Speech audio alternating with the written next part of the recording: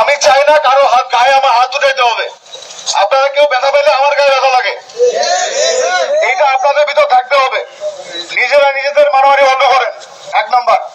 2 নম্বর কথা, আমি আজকে একটা কমিটি এখানে করে দিয়ে যাইতেছি, যে কমিটিতে যে কারা আছেন একটু হাত তোলেন। এই যে আপনারা দেখতে পাচ্ছেন, এনারা হচ্ছে এই কমিটি করে দিয়ে গেছি, এরা হচ্ছে সবাই আপনাদের প্রতিনিধি, ঠিক আছে না? কোন রকম যদি কোনো গ্যাঞ্জাম থাকে, আপনাদের মতামতের অনৈক্য থাকে, অমিল থাকে, তাদের মাধ্যমে জিনিসটা পরিষ্কার করার ক্লিয়ার করবেন। প্লিজ মারামারিতে যাবেন না ভাই। সবার বউ বাচ্চা আছে, পরিবার আছে, দোকানপাট আছে, ব্যবসা বাণিজ্য করার প্রয়োজন, ঠিক না? ব্যবসা বাণিজ্য করেন, সুন্দরভাবে ইয়া করেন, খেয়ে পরে বেঁচে থাকেন, সন্তানদেরকে বড় মানুষ করেন, পড়াশোনা করান। এই মারামারি কাটাকাটি করা যাবে না।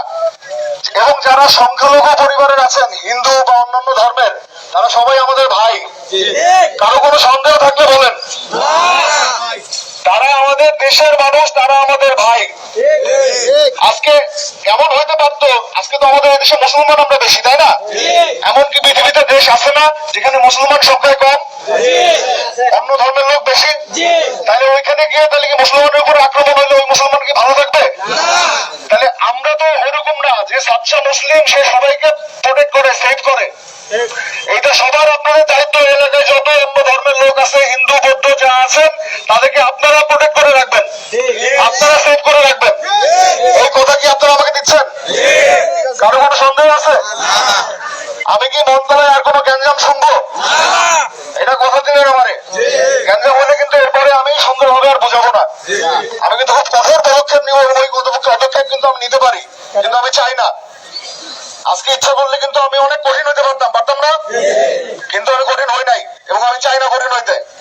এখন সবাই দোকানপাট খুলবেন, ব্যবসা বাণিজ্য করবেন। আমি চলে যাওয়ার পরে নর্মাল ভাবে, ব্যক্তিগত যাদের প্রবলেম আছে, জমি জমা নিয়ে প্রবলেম, আগের একটা প্রবলেম, এই প্রবলেম তো আজকের না, অনেক আগে থেকে প্রবলেম, তাই না? এতদিন মারামারি হয়েছে, কোর্ট কাছারি আবার সব খুলবে, নর্মাল হবে। এগুলো আইনের মাধ্যমে এগুলোর মীমাংসা করবেন। কেউ আইন নিজের হাতে উঠে দেবেন। ওর সাথে আমার জমি নিয়ে গাঞ্জাম, আমি 10 জন 15 জন লোক নিয়ে ওর বাড়ি থেকে ভাঙচুর করলাম, খুব খারাপ। আইন নিজের হাতে উঠানো যাবে না। আইন রক্ষা করার জন্য সরকার আমাদেরকে বেতন দেয়, ইউনিফর্ম দিছে, আমাদের কাজ আমাদের করতে দেন, আপনারা এটা করেন না। কারো কোনো সন্দেহ? আমার সাথে আমার কথায় যদি কেউ মানে অরাজি থাকেন, এখনই বলেন যে স্যার আপনার এই কথাটা